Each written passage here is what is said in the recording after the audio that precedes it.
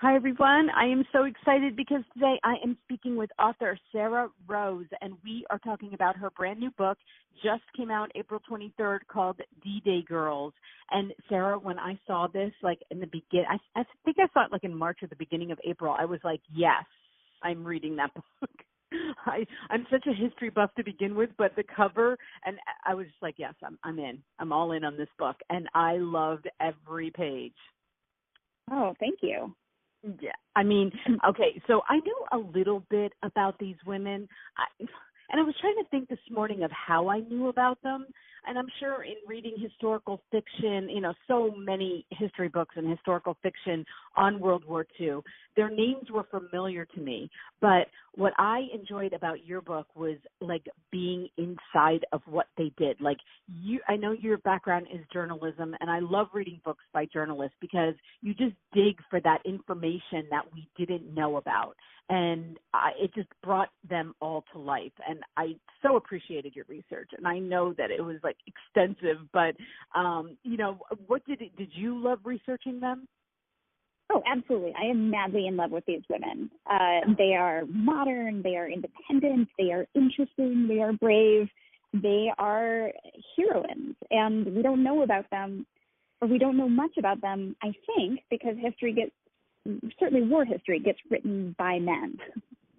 Right. That's right. And, I have to give you a little Endgame. Like, I saw Endgame with my sons last weekend, and when I was reading this, like, I had, for anybody who's seen the movie, if you haven't seen the movie, you probably won't get this, but at the end of the movie, kind of a spoiler, all the badass, like, women of the Avengers show up because the men are losing. Nice. Okay? And I love how they did that, which is why I love that franchise so much. But as I'm reading this, I'm, like, envisioning, like, okay, the women show up. Like, they... Well, and that's very much... That is what happened, that by 1942, turning into 1943, the Allies have been at war for 3 years, and every single able-bodied young man who could possibly go to the front has already been conscripted. And yet, there's this massive need for specialized operatives. The Allies weren't, like, suddenly, like, very, like, equal rights and super magnanimous towards women. They were out of options. They needed to conscript women because they'd run out of men. And it turns out the women were really good at the job. Yeah, I mean, I love these women too. By the end of the book, I was so attached to them, because it was in a time when men were just, I guess, they started to appreciate them. I think they realized they needed them, and then they appreciated what they could do as opposed to what the men were capable of doing. And, like, just picturing that, I mean, I hope this I'm, like, hoping it becomes a movie so much, because it's, like, just picturing them inside and, not that they weren't scared and they didn't have to face down things, but, like, they did, and they were smart at it. And, like, that's what I kept thinking all along, with, like, oh, my God, these women are so smart. And, let's just use the example of Odette, okay? Like, she was so smart, and she saved her life for how smart she was. And I'm going to let you tell her story, because I'm not going to sound nearly as well. So, Odette Stanson is a young mother of 3 girls under 6. Her husband is fighting the war, so she's a single mom of 3 girls under 6.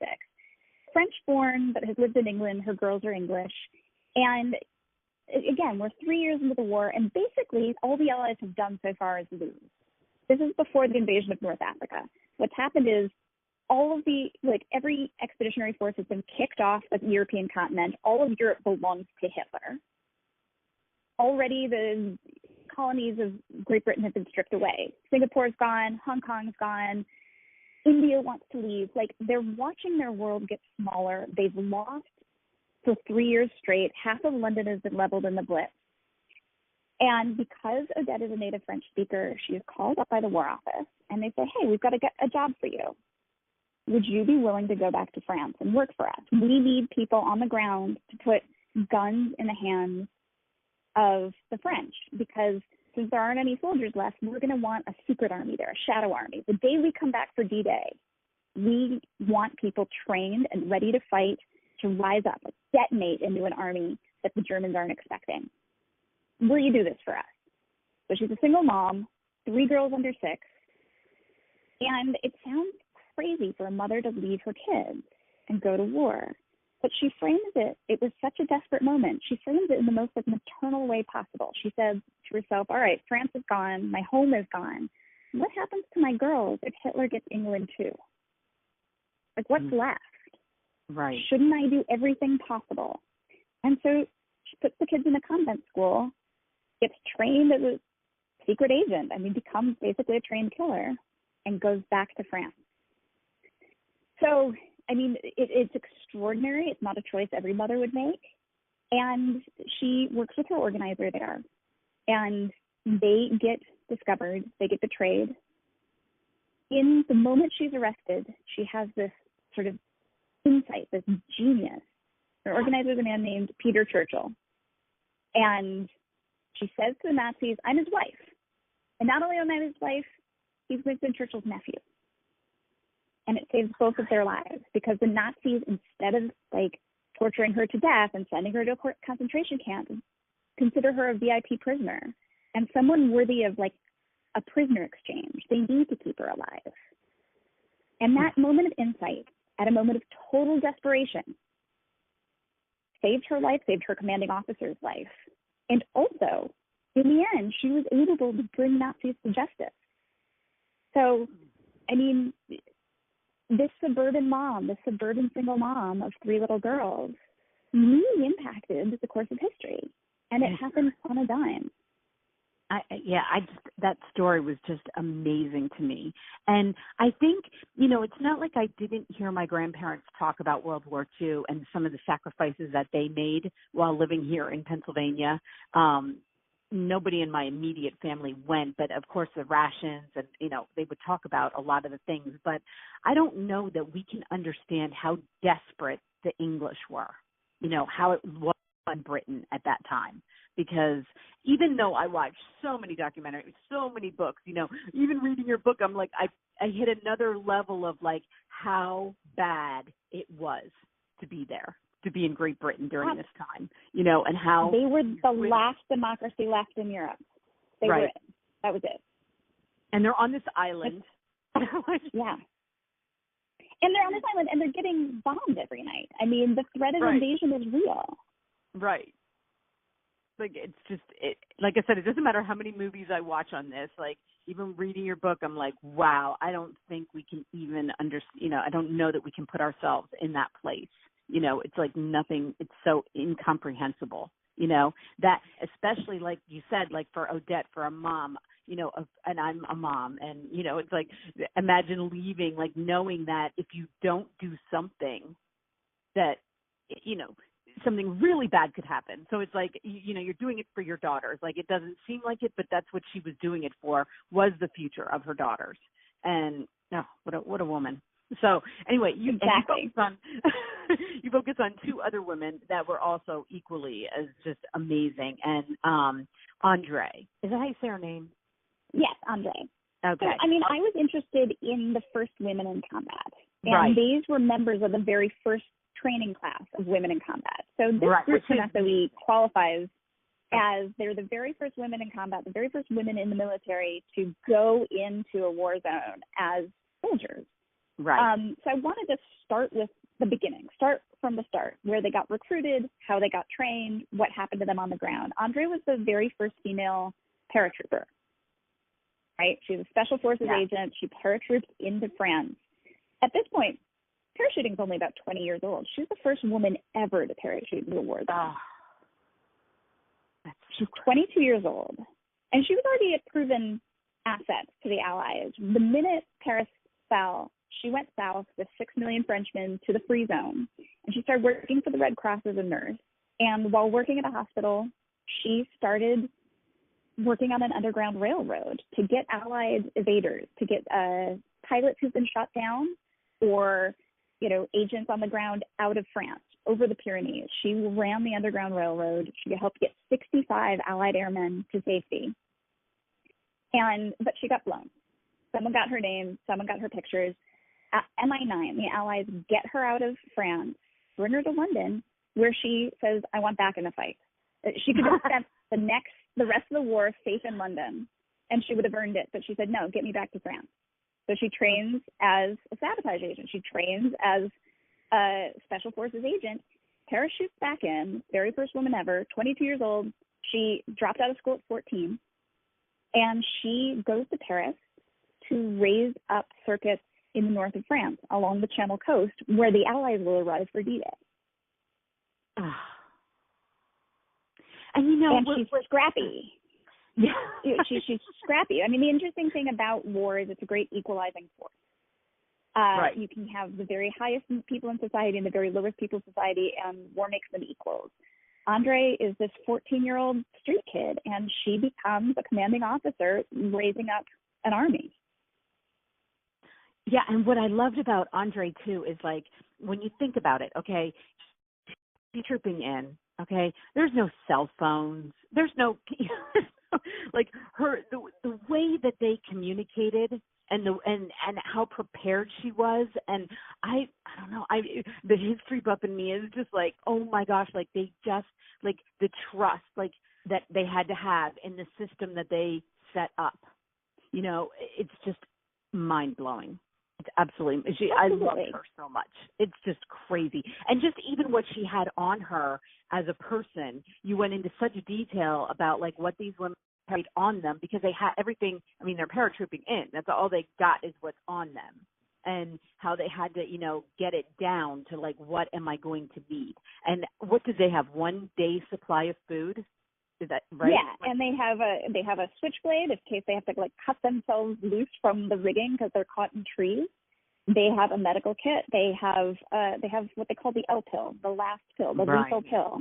It's a cyanide capsule, and it's rubber coated. So if they bite down on it, it will kill them. If they swallow it, it won't. And they have it sewn into their sleeves in case of emergency, in case they're caught. It's better to be dead than tortured by the Nazis and have some information. Right. I was trying to think, what was the purpose in swallowing it? Why would you swallow it?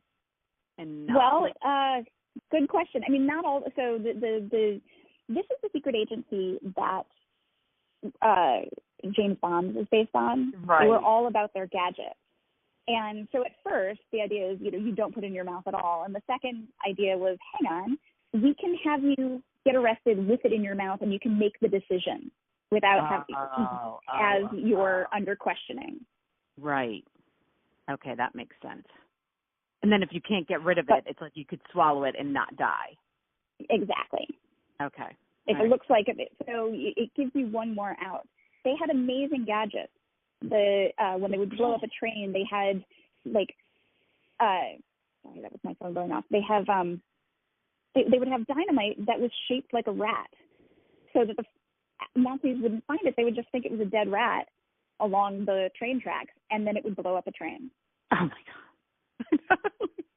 Like you said, it was like James Bond was, like he took lessons from, like it just. I mean, he absolutely did. Ian Fleming knew about SOE. He was a naval intelligence officer. He was in on all of this. But Vera Atkins, who is sort of the mother in charge of these female agents, is considered the model for Miss Moneypenny.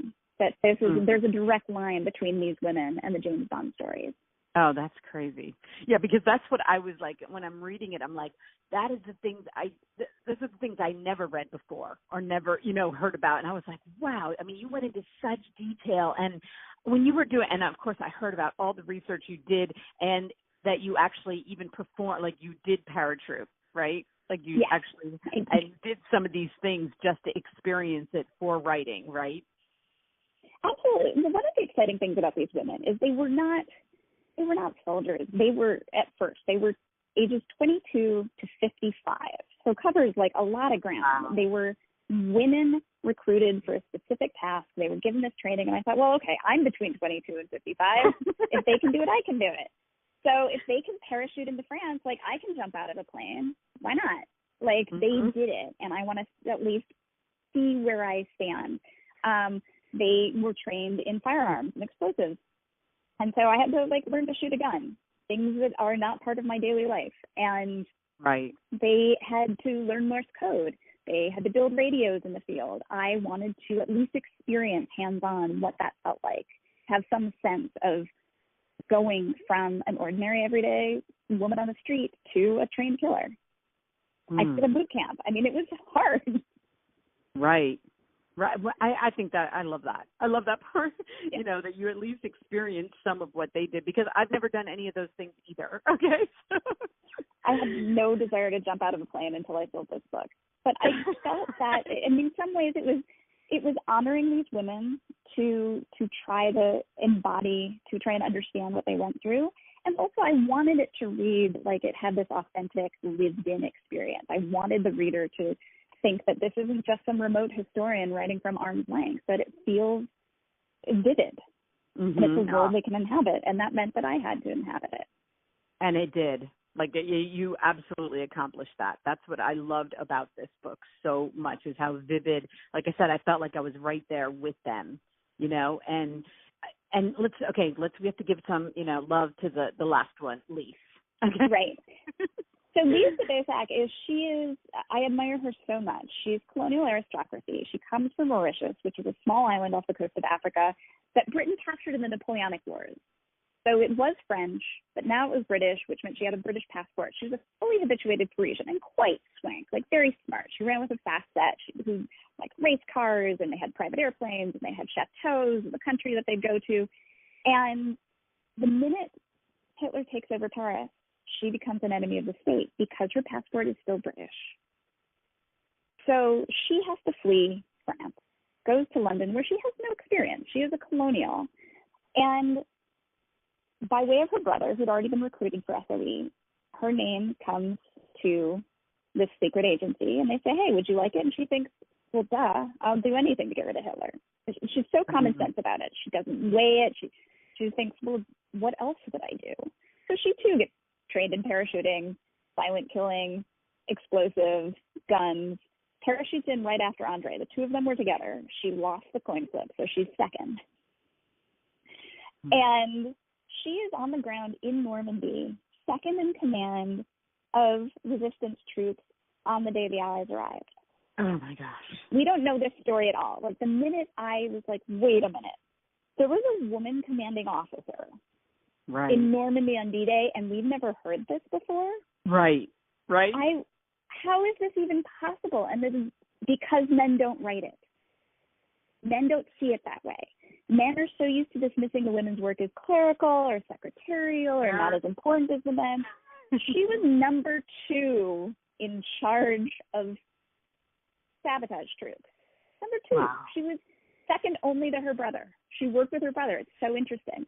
And they got the job done. There's no question whatsoever that their work behind the front lines, I mean, immediately behind the front lines through the summer of 1944, contributed to the Allied breakout of Normandy. Yeah, I think that, you know, when we learn history, okay, you know, as kids and stuff, when you hear about D-Day, which is the 75th anniversary is coming up June 6th, so in another month or so, the thing that we don't hear about is that without the prep for the troops landing in Normandy, like, it didn't work. Like, they couldn't just land there and then, you know, like in the movies where they just land and then they start fighting. Yeah. You know, like it's not a day for one. Like, exactly. D-Day was one day. It took all summer. So we don't even realize that, like, it is a war that kept going. It's a war that kept going for a year, but they didn't get through France until the end of summer. So, and there was no guarantee they weren't going to get blown back into the water. I mean, President Eisenhower wrote, he wasn't president, General Eisenhower at the moment, wrote his resignation letter that night. The buck stopped with him. He had no confidence it was going to work. And one of the reasons it worked was that Hitler couldn't get reinforcements to the beaches. The reason he couldn't get reinforcements to the beaches is because the night of June 5th, a signal went out on the BBC to all of France saying, hey, tomorrow's the day. So all of the resistance troops who'd been armed for 2 years by these women got the signal. That night, they went after roads and bridges and train lines with weapons and explosives dropped by the Allies over 2 years. They blew up so many bridges, roads, and railroads. Normandy was isolated, completely isolated by the morning of June 6th, at H hour on D-Day, Hitler couldn't get his tanks to Normandy. It took 3 more weeks. They were so effective. And that was critical. Those 3 weeks, without them, fighting would have gone on at least 6 months longer, is what General Eisenhower said. Like, that's how effective the French resistance were. Right. And I feel like that's the story, you know, like that is the exciting part of the story, is because that wasn't easy. Like, everything that these women had to do to prep for that moment, you know. It was absolutely. And not only on top of that, the one thing that the sort of uptight English women in the field is something that commanders still have to deal with today. They had to do everything men were going to do, and on top of that, were at risk of being raped by Germans as retaliatory weapons. Mm-hmm. Everyone else would just get tortured. Right. Women would get tortured and raped. And so it's a little like backwards and in heels, but much more macabre. They had to do everything men did, and there was this extra layer of terror, and they still went in.